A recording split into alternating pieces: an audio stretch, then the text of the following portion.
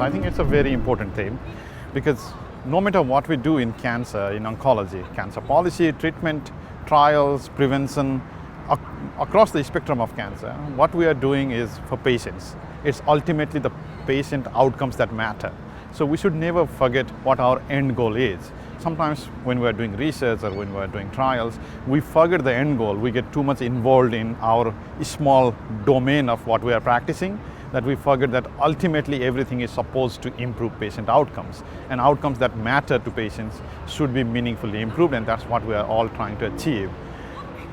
And therefore, it is all the more important to get patients involved from the very beginning throughout the spectrum of the cancer prevention and treatment and palliation journey, because they are at the center of everything. But when we are trying to get patients involved, we should also make sure that we are not just taking it off a checklist, but we are actually getting them involved through empowering them through education. Because, as patients, everybody will not be able to navigate all the complex terminologies or all the obstacles that they face throughout their treatment journey.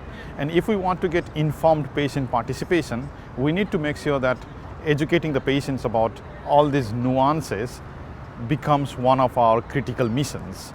And that is also at the heart of Common Sense Oncology movement. We have founded a new movement of patient partners, oncologists, major stakeholders from all over the world called Common Sense Oncology. And at the center of Common Sense Oncology, we are focusing on improving patient outcomes.